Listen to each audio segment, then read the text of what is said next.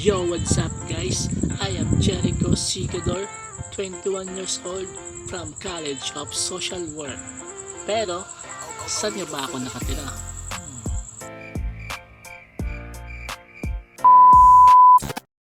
So yun, ang labas ng aming bahay. Yan. Yan yung makikita nyo sa labas ng aming bahay. Yun. Ito naman yung bahay ni Sir Mapada, kung kilala niyo siya. Ngayon, ipapunta ako sa aming barangay. Yan. Yan, malapit na. Yan yung barangay namin. Hindi ko na pinasok kasi may taong nag-meeting. Yan. Yan. Papalis na ako ng barangay, pabalik ako, yun. At ito yung car wash ng aming baryo, yun. May car wash kami, at ito naman yung school, Midsab Pilot Elementary School. Hindi ko na rin pinasok kasi may klase sila. Bawal na pumasok, sabi ng guide. Ito yung pangalawang car wash, yun. Yan, ito yung pangalawang car wash. Yun, naglalakad ako, yun. Tapos, papunta tayo sa Liza's Creation. Kung gusto nyo magrenta ng mga damit, barong, yun, nandito yan sa aming baryo. And ito rin yung lugaw. Yan. And meron din kami ditong Tricia's Burger. So, malapit na kami sa plaza. Yan. Maraming papupunta nitong baryo namin. Meron din kaming Kakubo. Diba? Ang ganda ng poblasyon 3. Meron din kaming clinic, hospital, ngayon, center. At kung nagugutom naman kayo, pwede kayong kumain sa poblasyon 3, AFC. Yun. AFC, busog ka. 69 pesos lang. Ito naman, ang pangalawang center. Yun. Midsayap Center, poblasyon 3. Yun, diba? Maraming mapupuntahan ng poblasyon 3. At ito, yung Midsayap Pilot Elementary School sa harap lang ng plaza. Yun. Yun, ito yung aming munisipyo. Yun, LGU. Yun lang. Yo. Ngayon ay, alam nyo na kung saan ako nakatira. Okay? Okay.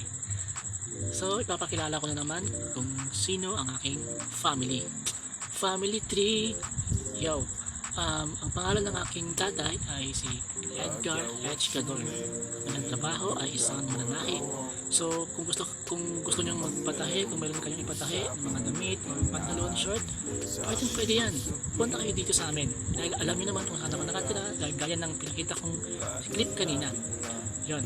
So, ang aking mama naman ay si Nancy C. Cador. So, siya ay housekeeper. So, dito lang siya sa bahay. And may 5 akong kapatid. Lalaki kami lahat. And ako yung bunso. Yun. Ang estado ng aming buhay ay simple lang. Ang importante ay nakakakain kami ng 3 beses sa isang araw. Goods na yun. At syempre, ako ay nakapagtapos ng pag-aaral sa Dilanggaler National High School with honors at Kadak Award. So, isa ang Dilanggaler National High School sa malaking paaralang publiko dito sa bayan ng Midsayap. So, gaya nga lang sinabi ko kanina, ako ay nag-aaral ng Bachelor of Science in Social Work. So, pinili ko itong kurso na to kasi gusto kong mag-serve sa community and gusto kong tumulong sa mga tao na nangangailangan dahil alam naman natin na ang ating community ay maraming problema. So, isa ako sa mga gustong tumulong.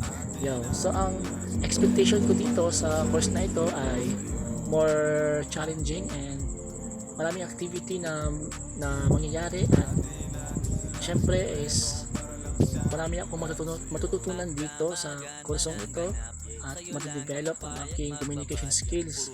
Gaya nito ay nakapag-vlog ako. At syempre, hindi mawawala yung goal natin sa life. So ako, ang goal ko sa life ay simple lang naman. Gusto kong makapagtapos ng pag-aaral para matulungan ko ang aking mga magulang. So siguro 10 years from now, isa na akong professional licensure social work. So isa na ako sa mga taong tumutulong sa mga taong nangangailangan. Yung dating pinapangarap ko ko lang ngayon ay eto na, isa na akong social worker.